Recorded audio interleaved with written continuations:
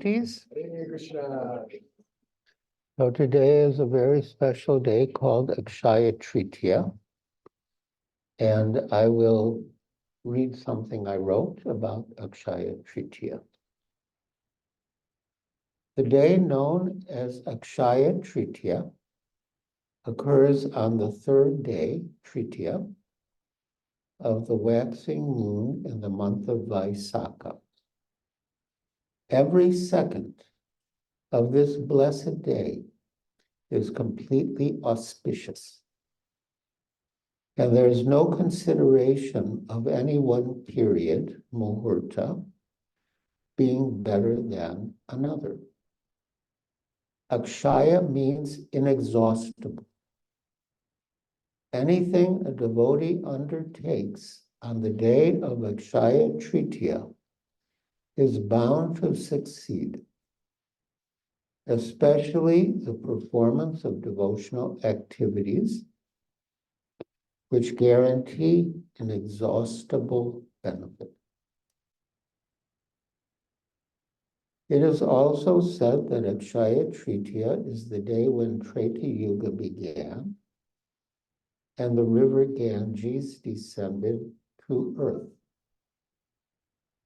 Also, the festival known as Chandanyatra starts on Akshaya Tritiya.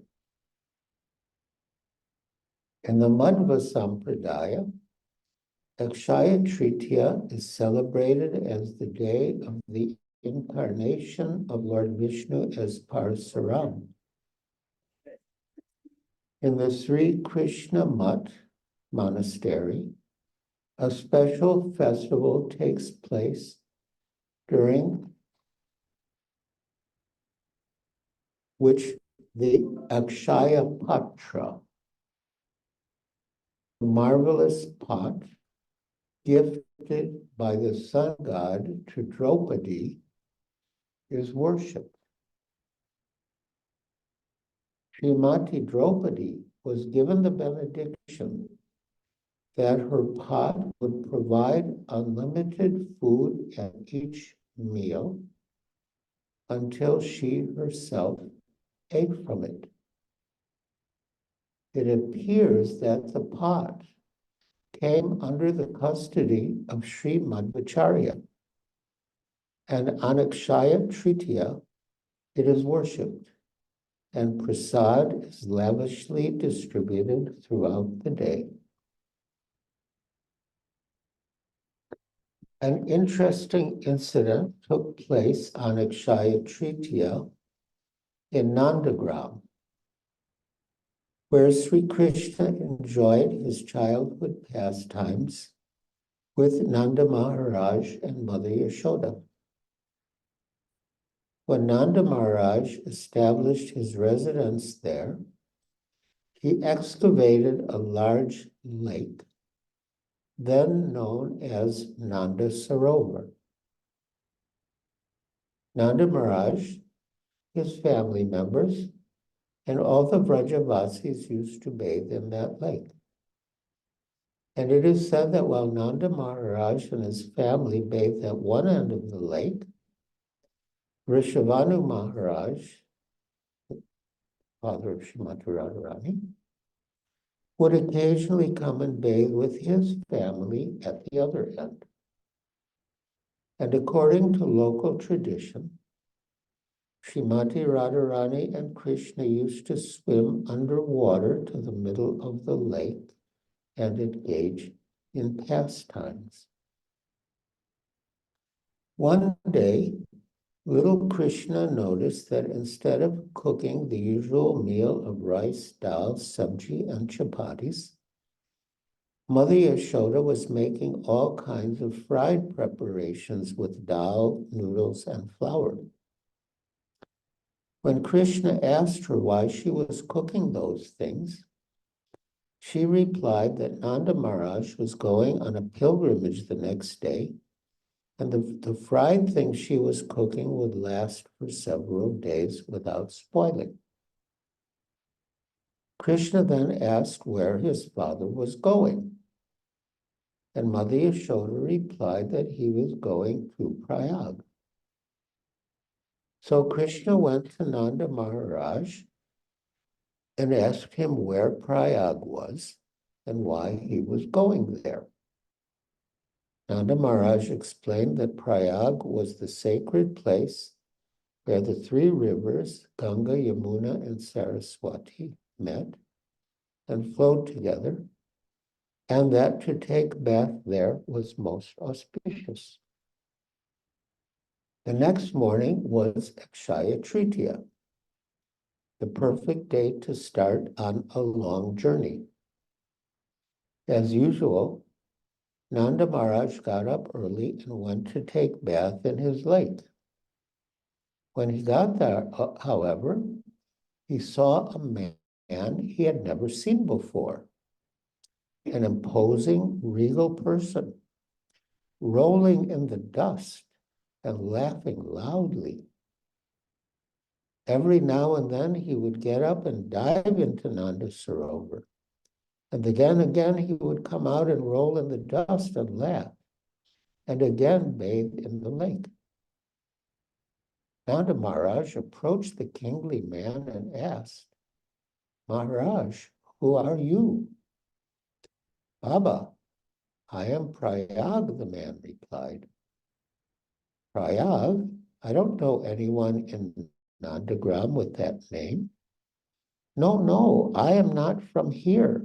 I am Prayagraj, the king of all the holy places, Tirthas. And why have you come here today, Maharaj? Baba, all year long people come and bathe in my waters and leave their sins there. So every year on Akshaya Tritiya, I come here, roll in the dust of Raja, and bathe in this Sarovar. Because this dust and this lake have the potency to purify Pavan, one from all sins. Nanda Maharaj was amazed. Suddenly, he noticed that on the other side of the lake were many beautiful ladies in silk saris embroidered with gold and silver threads. They were also bathing in the lake. Approaching them respectfully, Nanda Maharaj asked who they were. One lady replied, Baba, I am Ganga. Another said, I am Saraswati. And yet another said, I am Godavari. They all responded with the names of different holy rivers, Kurujangala, Kaveri, Narmada, Brahmaputra, Mahananda, etc. Then Nanda Maharaj asked, why have you come here today? I have never seen you before. The ladies explained that all year long people put their sins into their waters, and that every day on the Kshaya Tritiya day, they came to Vraja to roll in its dust, bathe in the Sarovara, and become purified, Pavan. After taking his bath, Nanda Maharaj went back up the hill to his residence. By that time, little Krishna was awake. Coming before his father, he asked, Baba, are you going now? No, Lala, I'm not going. Why, Baba? Because today all the places I want to go came to take bath in our lake and become purified, Baba. So why should I take the trouble to go to them when they all came here? And from that day, Nanda Sarovara became known as Pavan Sarovar. I think I should have a picture of Pavan Sarovar.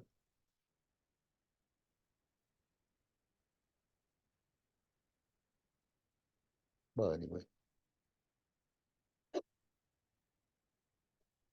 All right. So that's the story of Akshaya Tritiya. And now we will read a verse from Srimad Bhagavatam. First, I'll sing the Mangalacharna prayers and read a short kirtana, then we'll speak.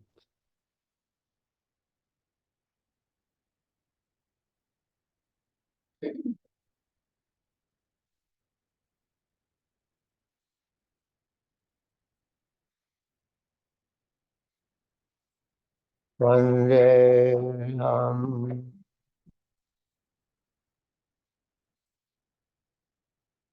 Shri Guru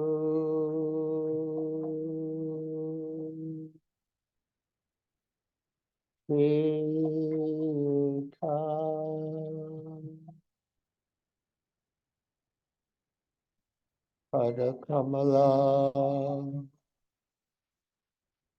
Shri Guru Vaishnava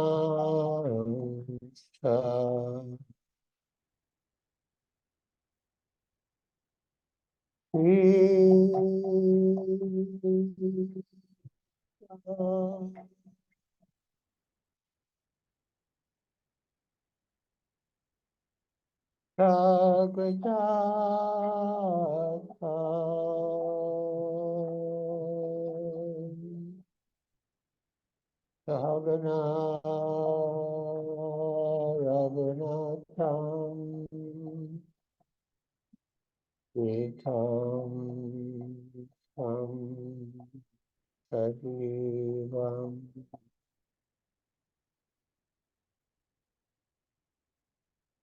Sadvaitam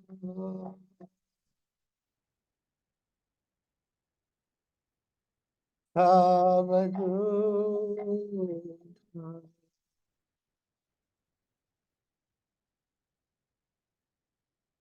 Harijana Sahitam Krishna Chaitanya Devam Sri Radha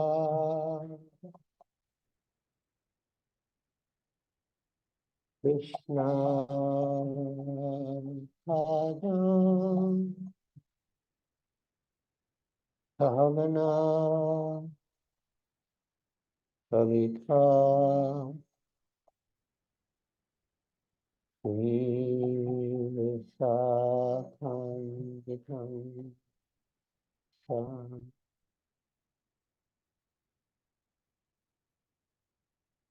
Namah Krishna Padaya Krishna Prasad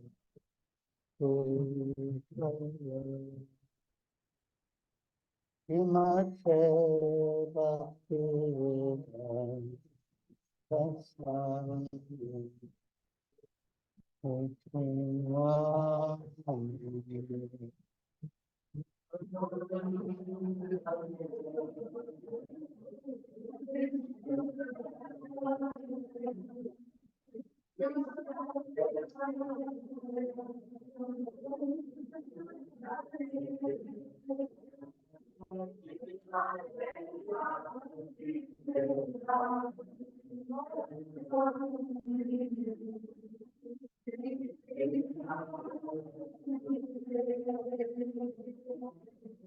Namaste Saraswati Devi Gauravani Prachari Nirvishesha Sunyavadi Paschatya Deshatari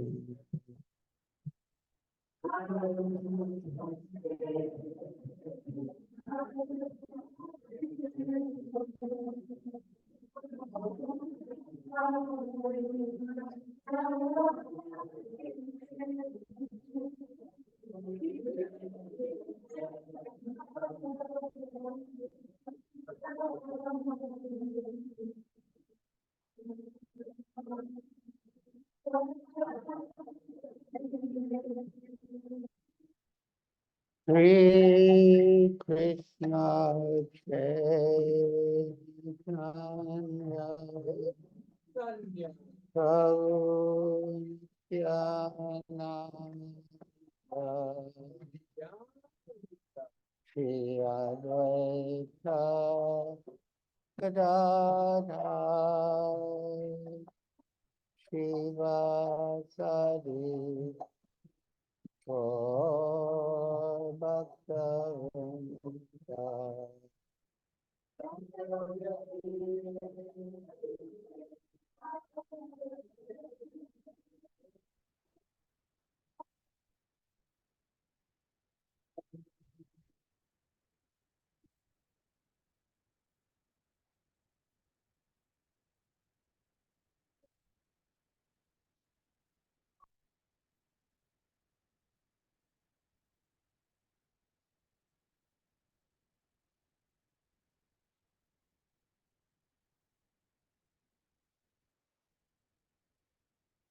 Shri Krishna Chaitanya Prabhu Nityananda Shri Advaita Gadadhar Shivasadi Gaur Bhakta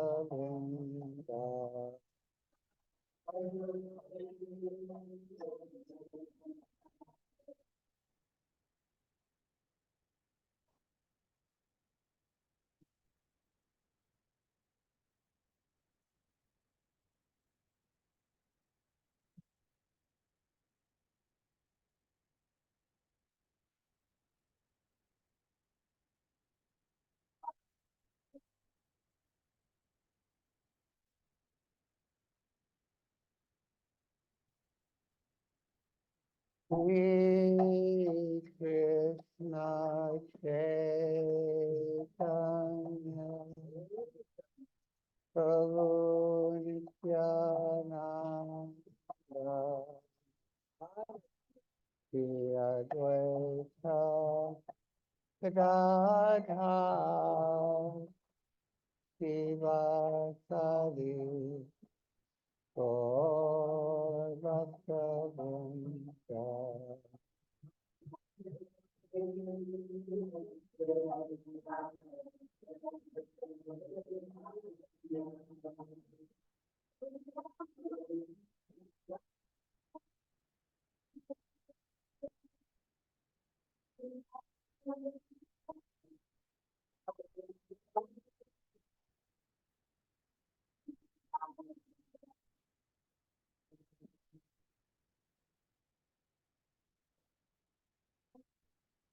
Hare Krishna, Hare Krishna, Krishna Krishna, Hare Hare, Hare Rama, Hare Rama, Rama Rama, Hare Hare.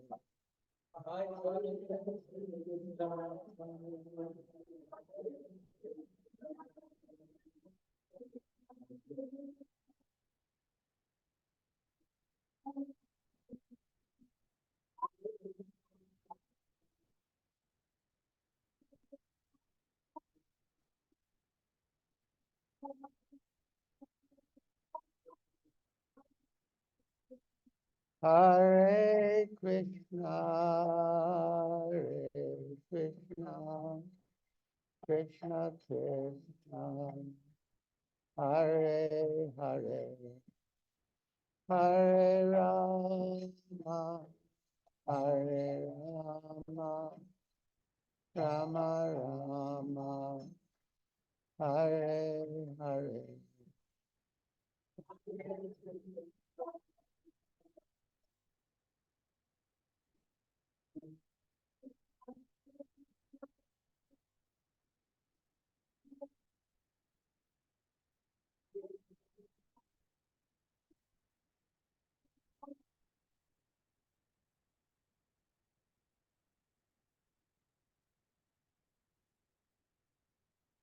Hare Krishna, Hare Krishna, Krishna Krishna, Hare Hare, Hare Rama, Hare Rama, Rama Rama, Hare Hare.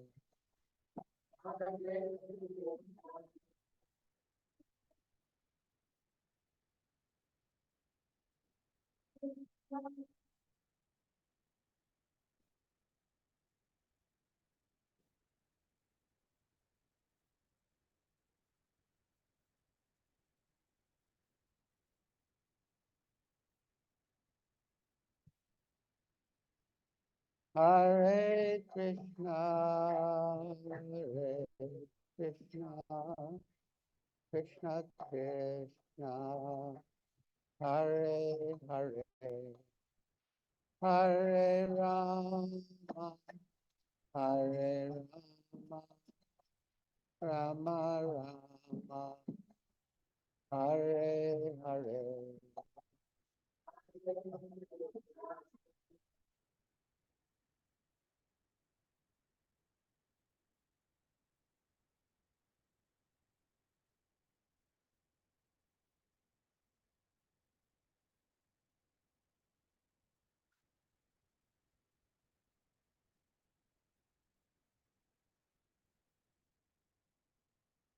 Hare Krishna, Hare Krishna, Krishna Krishna, Hare Hare, Hare Rama, Hare Rama, Rama Rama, Hare Hare.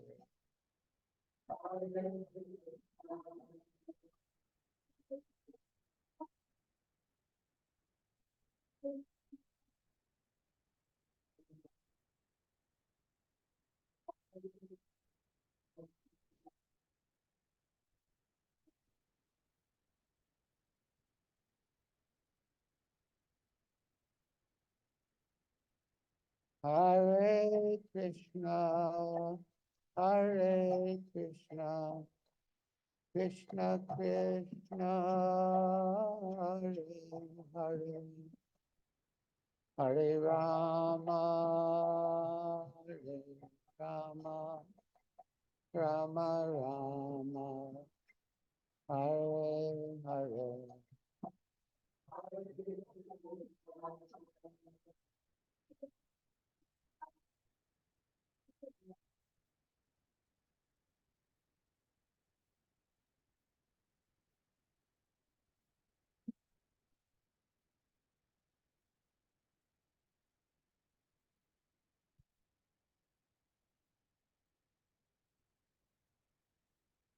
Jaya Prabhupada, Jaya Prabhupada, Prabhupada, Jaya Prabhupada.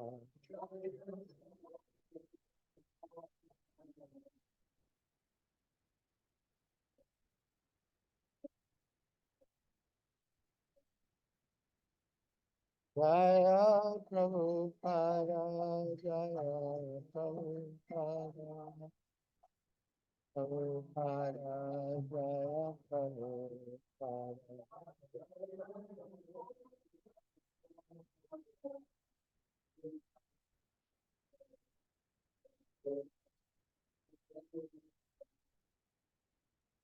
Jaya Guru Deva, Jaya Guru Deva, Guru Deva, Jaya Guru Deva.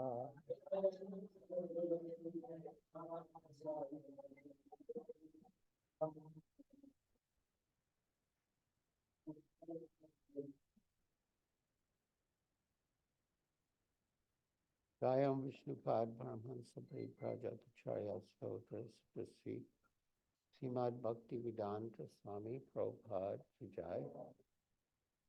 ISKCON founder Acharya Srila Prabhupada Ki Jai.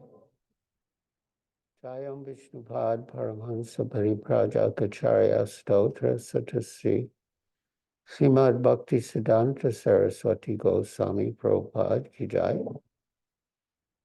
Ananta Koti Vaishnava Vrinda Ki Jai Namacharya Srila Haridas Thakur Ki Jai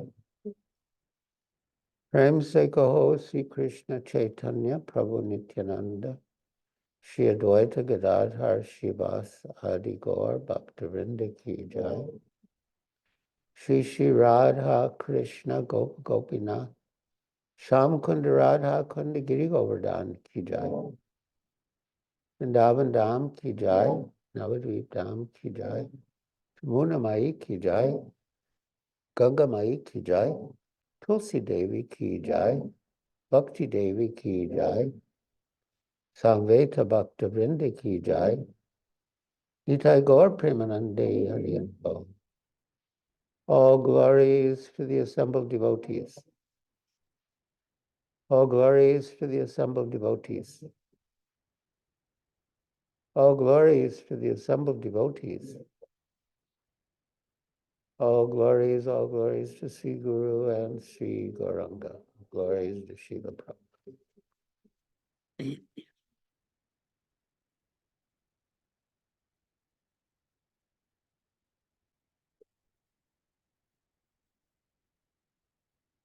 Hare Krishna, my dear devotees.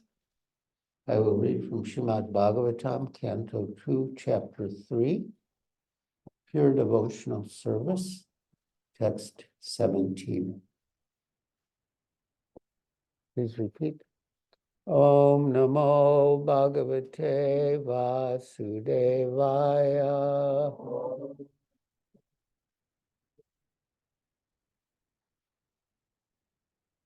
Om Namo Bhagavate Vasudevaya.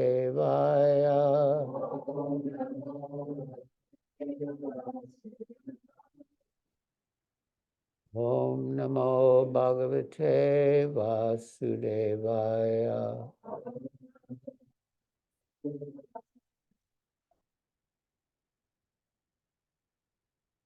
Please repeat. Ayu Parati Vai Humsam Udyan Astam Cha Yan Asau Tasya Rite Yat Chana Nita Uttamashloka Vartaya Ayur Harati Vaipumsam Udyan Astam Chayan Asau Tasyarte Yakshano Nita Uttamashloka Vartaya Ayur Harati Vaipumsam Udyan Astam Chayan Asau Tasyarte Yakshano Nita Uttamashloka Vartaya Ayu, duration of life. Harati, decreases. Vai, certainly. Humsam, of the people. Udyan, rising. Astam, setting. Cha, also. Yan, moving. Asau, the sun. Tasya, of one who glorifies the Lord. Rite, except. Yet, by whom? Shana, time. Nita, utilized. Uttama Shloka, the all-good personality of Godhead. Vartaya, in topics of. Translation. Both by rising and by setting, the sun decreases the duration of life of everyone, except one who utilizes the time by discussing topics of the all-good personality of Godhead. Please repeat, both by rising and by setting. The sun decreases the duration of life of everyone, except one who utilizes the time by discussing topics of the all-good personality of Godhead. Report by Srila Prabhupada.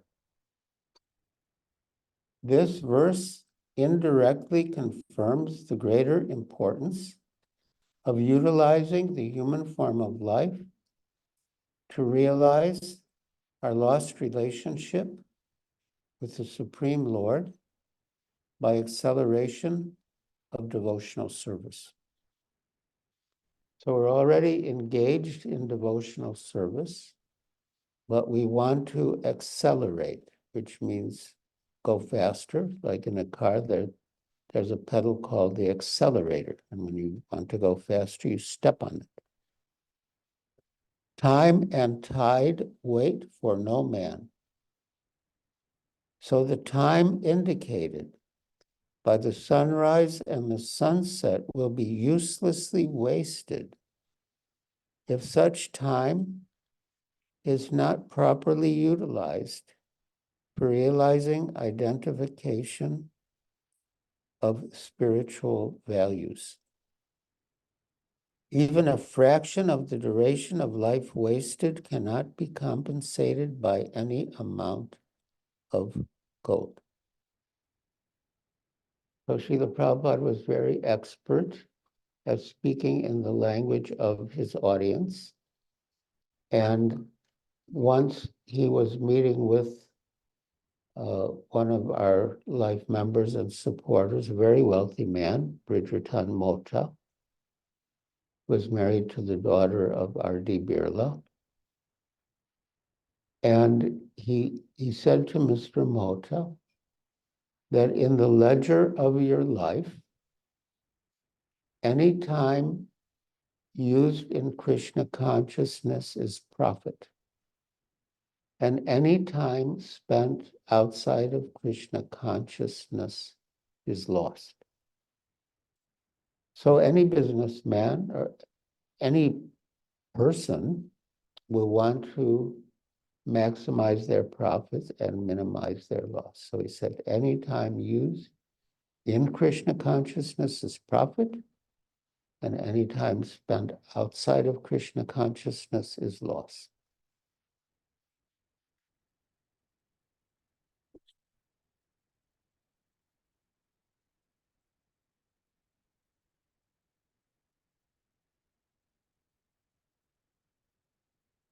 Time and tide wait for no man.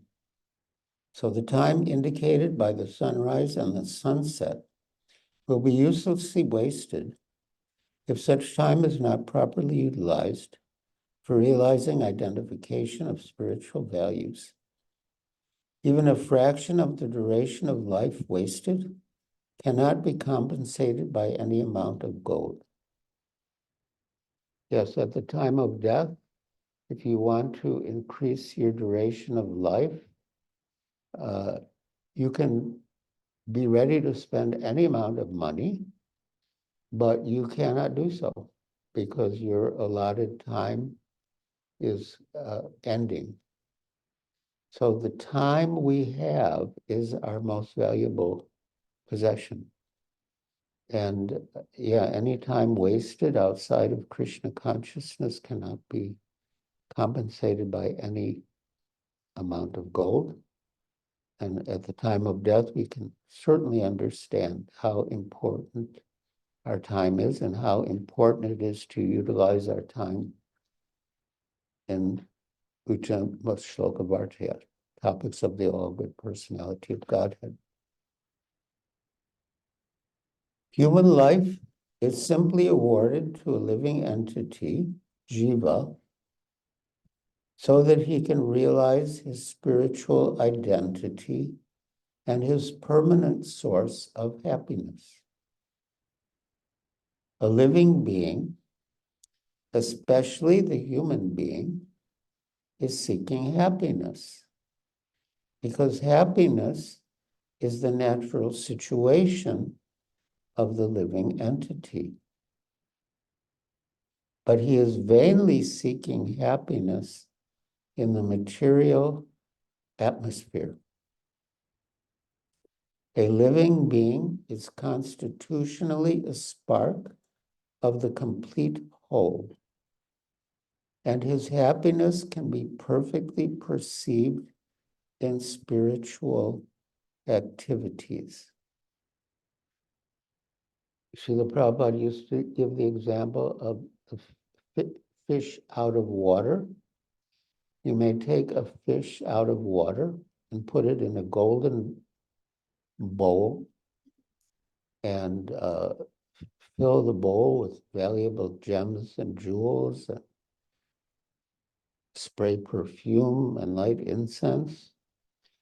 But the fish will not be happy, because the fish is a creature of the water, and the fish can be happy only in the water.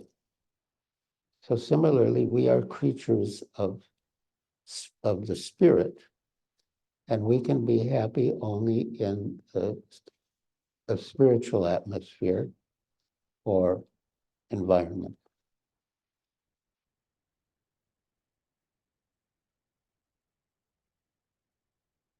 A living being is constitutionally a spiritual spark of the complete whole, and his happiness can be perfectly perceived in spiritual activities. The Lord is the complete spirit whole, and his name, form, qualities, pastimes, entourage, and personality are all identical with him. Once a person comes into contact with any one of the above-mentioned energies of the Lord through the proper channel of devotional service, the door to perfection is immediately opened. In the Bhagavad Gita 240, the Lord has explained such contact in the following words. Endeavors in devotional service are never baffled, nor is there failure. A slight beginning of such activities is sufficient even to deliver a person from the great ocean of material fears. And in that purport to that verse in the Bhagavad Gita, Srila Prabhupada explains that the greatest fear is that one will fall down into a lower species of life. But if one makes even a slight beginning in devotional service, he is guaranteed to get a human life and have the opportunity to continue his devotional service. Whatever we achieve materially is lost at the time of death. For example, we may know many languages, but when we die and take birth again, we forget all the languages we knew. And we're just like any baby, ga, ga, ga, ga. We don't know any language. So whatever we achieve materially is lost at the time of death, but whatever we achieve spiritually continues in the next life. So if we advance 1% in Krishna consciousness in this life, then we begin from 2% in the next life. loss or diminution. And in a beautiful purport in the Nectar of Instruction, Srila Prabhupada says that Krishna consciousness is so pure and perfect that once having begun, one is dragged to ultimate success.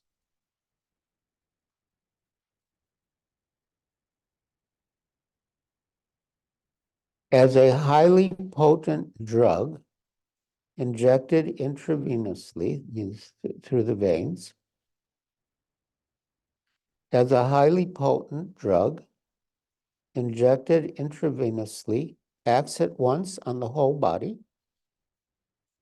the transcendental topics of the Lord, injected through the ear by the pure devotee of the Lord, can act very efficiently. Oral realization, that's A-U-R-A-L, means through the ears. Oral realization of the transcendental messages implies total realization. Just as fructification of one part of a tree implies fructification of all other parts. This realization for a moment in the association of pure devotees like Shukadeva Goswami prepares one's complete life for eternity. And thus the sun fails to rob the pure devotee of his duration of life, inasmuch as he is constantly busy in the devotional service of the Lord, purifying his existence. Death is a symptom of the material infection of the eternal living being. Only due to material infection is the eternal living entity subjected to the law of birth, death, old age, and disease. Yes, in the 13th chapter of the Bhagavad Gita, Lord Krishna describes the process of knowledge, and part of the process of knowledge is a janma mritu jara vyadi dukkha dosa anudarshanam, to be conscious of the faults of birth, death, old age, and disease.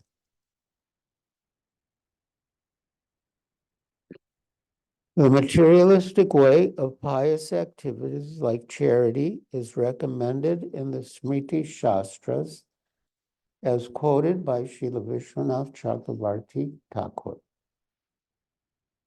Money given in charity to a suitable person is guaranteed bank balance in the next life.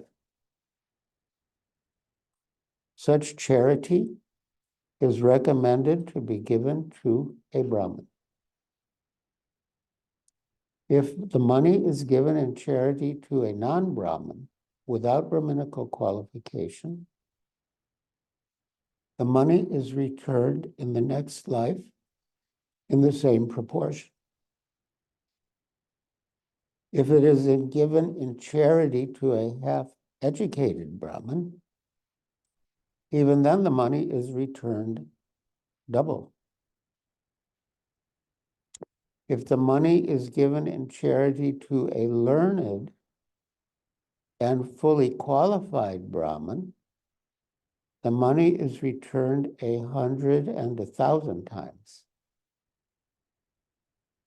And if the money is given to a Vedaparaga, one who has factually realized the path of the Vedas, in other words, Krishna, is returned by unlimited multiplication.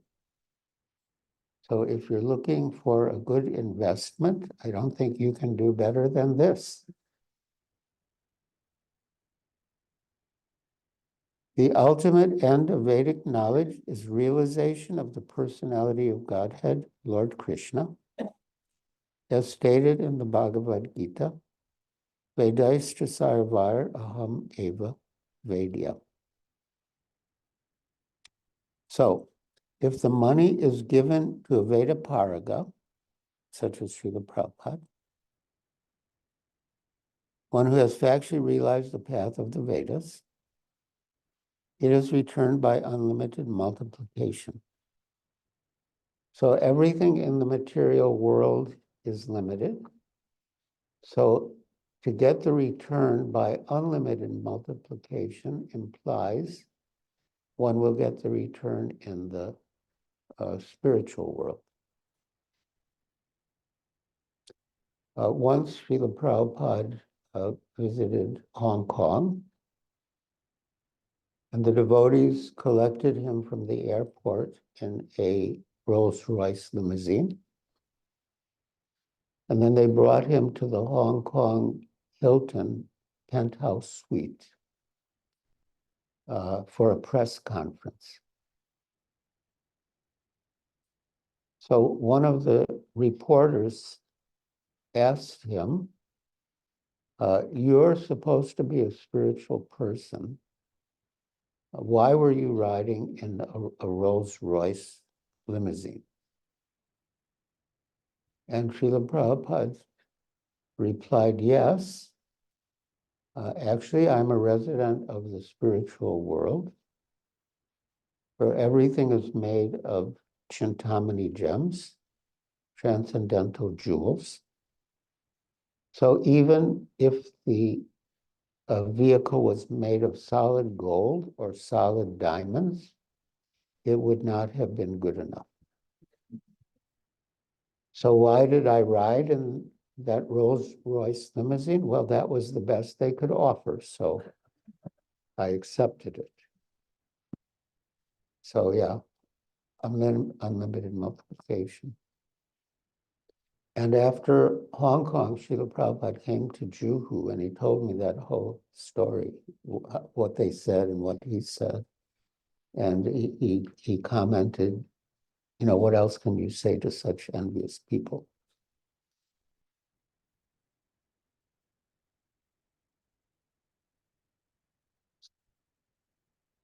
So if the money is given in charity to a Veda Paraga, it is returned by unlimited multiplication. There is a guarantee of monies being returned if given in charity, regardless of the proportion.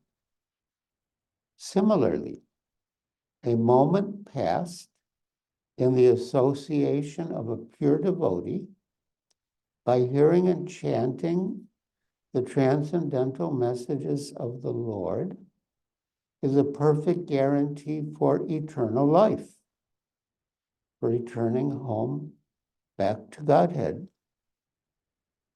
Madhama gatva purnar janma navidyate. That's a line from the Bhagavad Gita in which Sri Krishna says that one who attains to his abode never has to take birth again.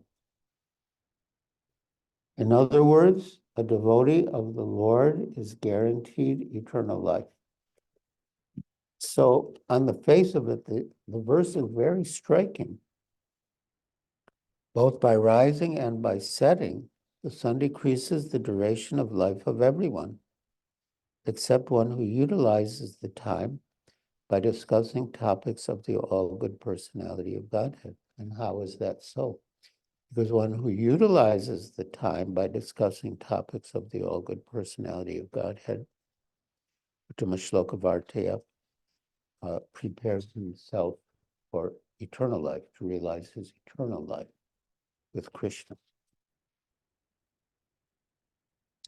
In other words, a devotee of the Lord is guaranteed eternal life. A devotee's old age or disease in the present life is but an impetus to such guaranteed eternal life.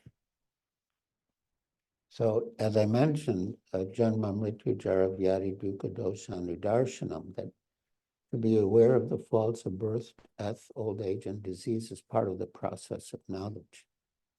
And so a devotee's old age or disease in the present life is but an impetus to such guaranteed eternal life because they make us conscious that that living in this material body is not a happy situation.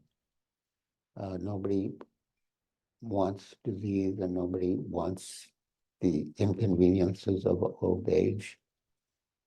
But as long as we have a material body, we have to suffer old age and disease.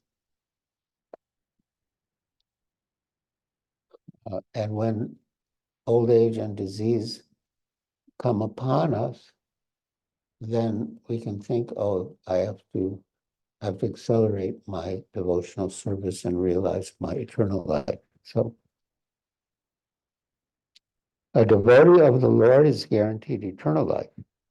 A devotee's old age or disease in the present life is but an impetus to such guaranteed eternal life. So, my dear devotees, thank you for listening so patiently and attentively. And now, if any of you have any questions or comments, any reflections you would like to share, you can raise your hand.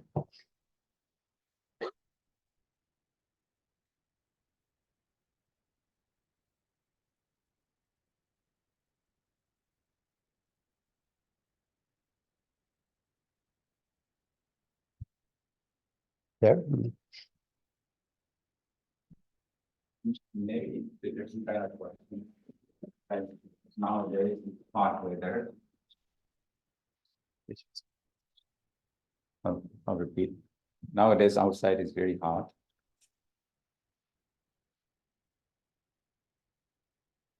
This question is a little bit different. I think nowadays, all over the world, it's so hot, right? But when we are under the AC, we feel good. When we are what? When we are under the air condition, we feel good. I think so. When we listen to classical music, I feel good. So what is the way that this feel good can be in terms of achieving the spiritual satisfaction? What do I have to do to feel good for that spiritual attainment or satisfaction? I don't know if I made my question clear. Well, as Srila Prabhupada said in the purport, the living entity is seeking happiness because happiness is the constitutional position of the living entity, but he's vainly seeking happiness in the material atmosphere, and he can achieve happiness only in the spiritual realm. So, yeah, and our process is very easy.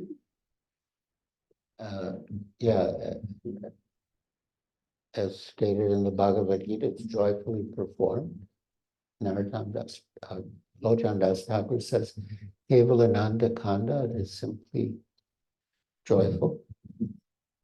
Chanting, dancing, feasting, and philosophy. Once one of Srila Prabhupada's disciples was explaining the process, and Srila Prabhupada used that phrase, chanting, dancing, feasting, and philosophy. So the disciple was saying, chanting, dancing, feasting, and philosophy, and a little work. And Srila Prabhupada interrupted and said, no, no work. And then the disciple said, chanting, dancing, feasting, and philosophy, and a very little work. And again, Prabhupada interrupted, no work. So, yeah, no work in devotional service. There's devotional service, but no work as such, no karma.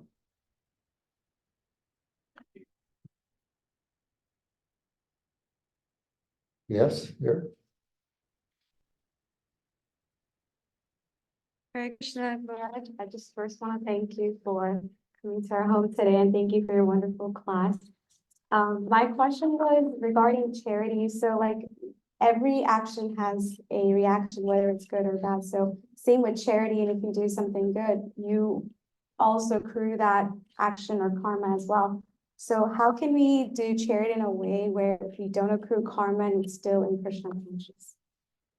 Yeah, well, if you give the money for devotional service, then there's no material reaction. You only get spiritual benefit. Again, in the Bhagavad Gita, in one purport, Srila Prabhupada says that every endeavor requires land, organization, manpower, and capital. And that applies to the spreading of Krishna consciousness. So if you contribute to the capital, contribute some of your capital to the capital being used for spreading Krishna consciousness, then you make great spiritual advancement, get great returns. Yeah. No material reaction. But if someone accepts charity in the name of Krishna consciousness, but then does not use the money for Krishna consciousness, but uses it for himself, his own personal or extended sense gratification, then he becomes a debtor to the person who gave the money for Krishna consciousness. But if we give for Krishna consciousness and the money is used in the service of the Lord, yeah, there's no material reaction and we get spiritual benefit.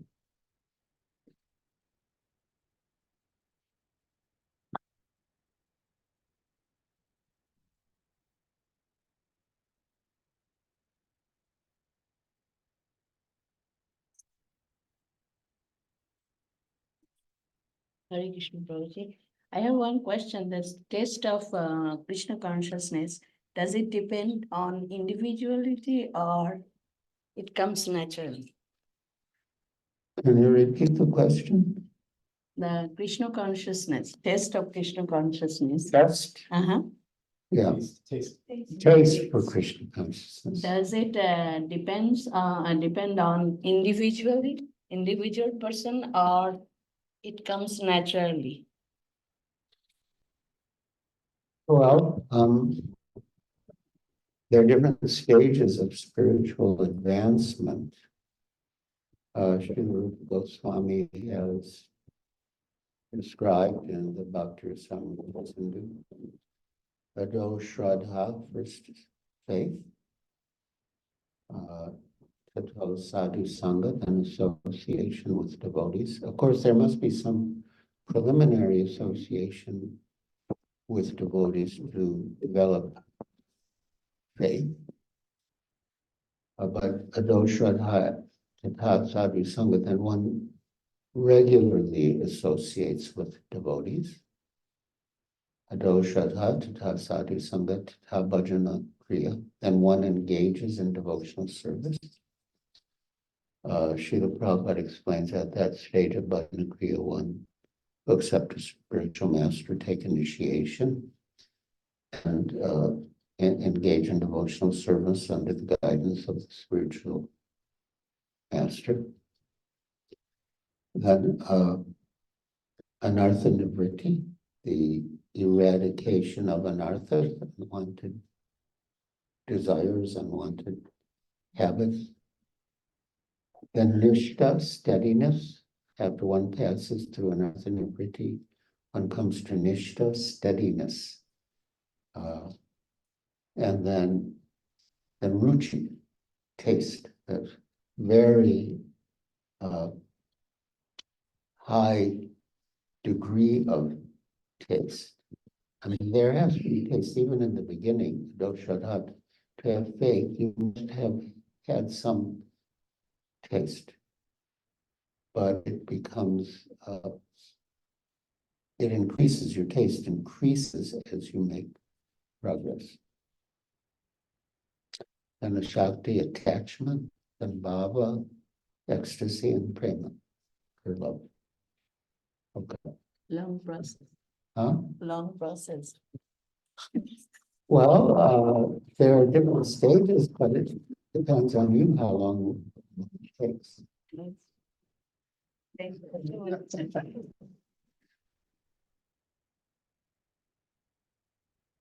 Maharaj, you answered Pranapriya's question about how if we use money for our own selfish desires, we become debtors.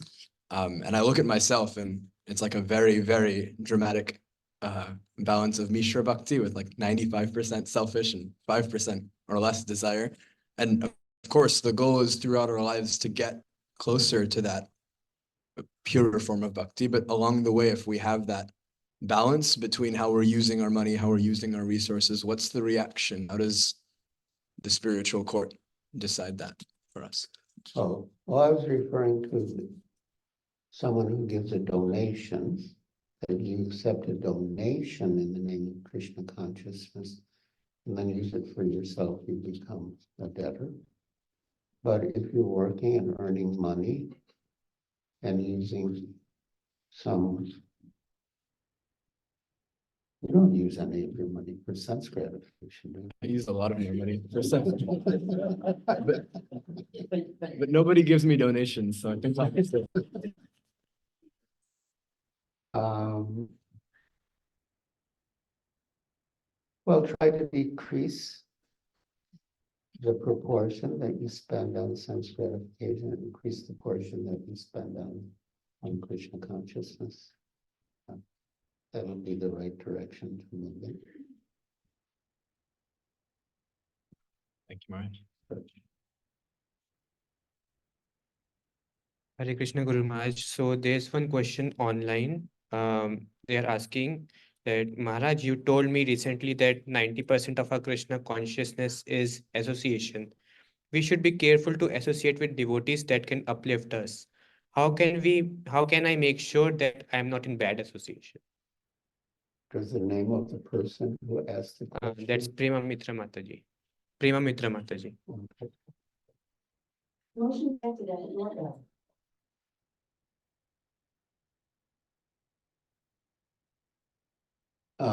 Yes, I did quote Srila Prabhupada that 90% of Krishna consciousness is association. And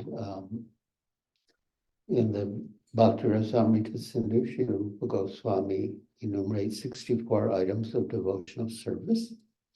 And he says that of the 64, 5 are most potent. And even a slight association with any one of the 5 can awaken dormant love for Krishna. So what are the 5? Sadhu Sangha, Nama Kirtana, Bhagavad Shravana, hearing Srimad Bhagavatam and Bhagavad Gita, Mathura Vasa, residing in Mathura or Vrindavan or Mayapur, and Murti Sharanvita Sevana, serving the deity with faith and veneration. And then Rupa Goswami gives the definition of sadhu sangha.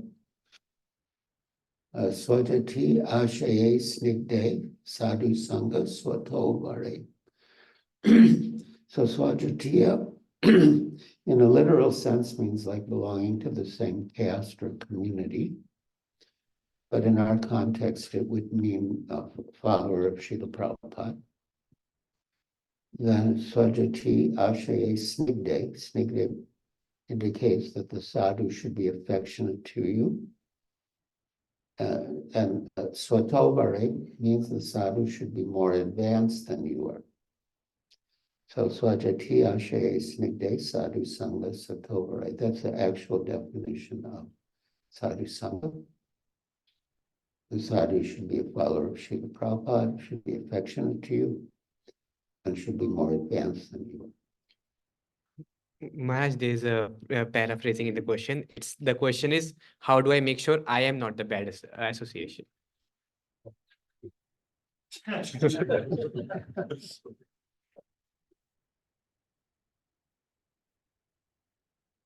Well, when you associate with people, you should keep the level spiritual And, if you discuss Krishna, you chant together, you read together, if you do service together, then you'll be good association. You won't be bad association. Yeah. And in one lecture in Los Angeles, Srila Prabhupada said that if you've got time, chant Hare Krishna. Don't speak nonsense. Don't waste time. Chant Hare Krishna. So we should do that whenever we have free time. Chant about Krishna, hear about Krishna, do some service for Krishna.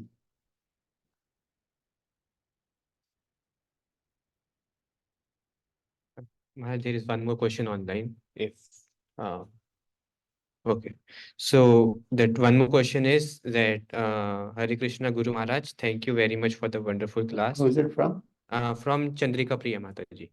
Okay. I was wondering, is it possible to accelerate our bhakti through doing our duties like work and taking care of family? Well, you accelerate your bhakti, Uttama Shloka Vartaya, by engaging in topics of the all-good personality of Godhead. I mean, doing your duties, yeah, we have to do our duties, but even while our bodies may be engaged in some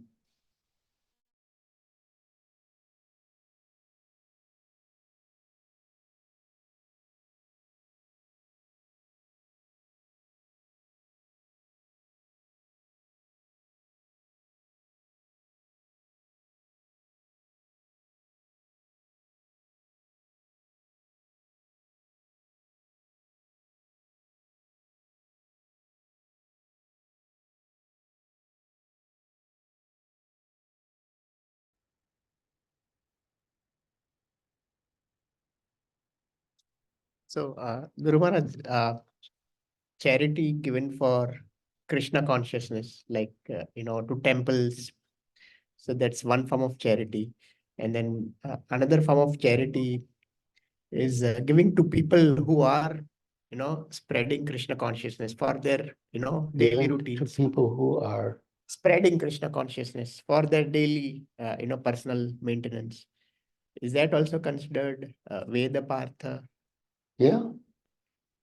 Yeah, if you give money to a preacher who's spreading Krishna consciousness, yeah, that's wonderful.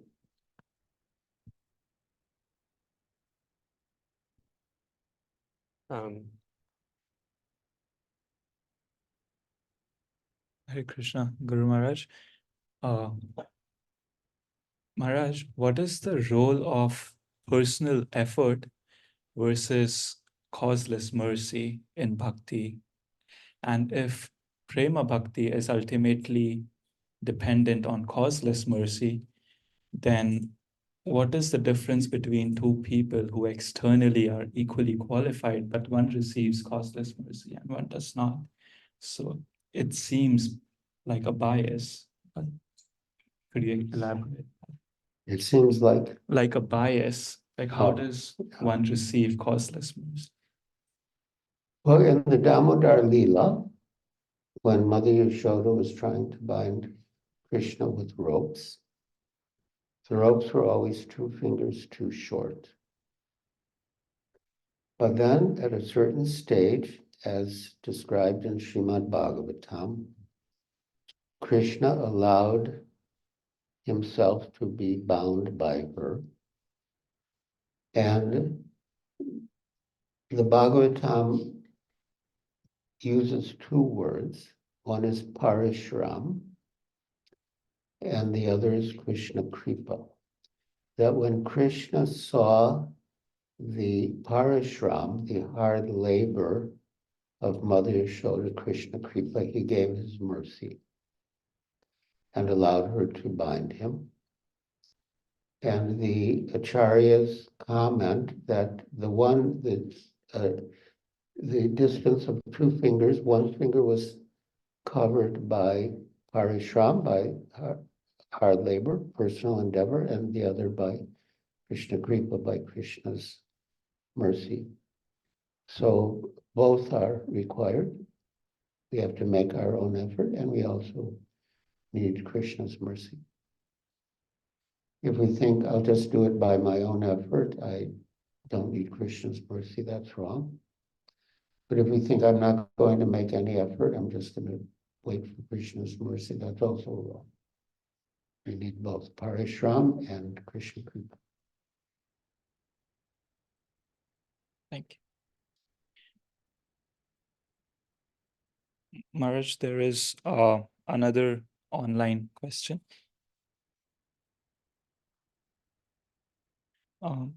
There, I finish by Shobha Radha Dasi. I finish my chanting and deity worship and reading, and after that, I feel I have done my Krishna consciousness for the day, and then I want sense gratification. How do I stop that?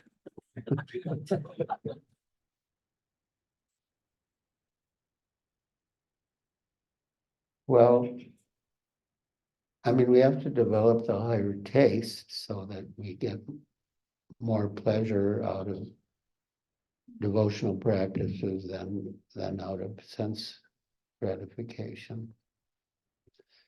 But if we don't have that higher taste, then we should, by force, restrain ourselves. Yeah, Srila Rupa Goswami gives a beautiful example in the Nectar of Instruction, the Upadeshamrita, that for someone who's afflicted by the disease of jaundice, sugar tastes bitter. But the Ayurvedic cure for jaundice is sugar candy. So if one takes the sugar candy as a medicine, even though it tastes bitter, then gradually, as one becomes cured of the disease, the sugar candy will taste sweeter and sweeter. And then when one is completely cured, one will be able to taste it as it is, which is sweet, like nectar. So even if some of the practices seem bitter in the beginning, we should still engage in our spiritual practices. And by such engagement, we'll gradually become cured of our material disease, avidya, which means ignorance, identifying with the body. The avidya begins with identifying with the body. Theoretically, we know we're not the body, we're the soul within the body, but still we may have false identification with the body in practical terms. So that's avidya. And due to that avidya, we don't taste the sweetness of our spiritual practices. But if we engage in our spiritual practices as a matter of duty, like as a medicine, like taking a bitter medicine, then it gradually will be cured, and then we'll taste them as being sweet.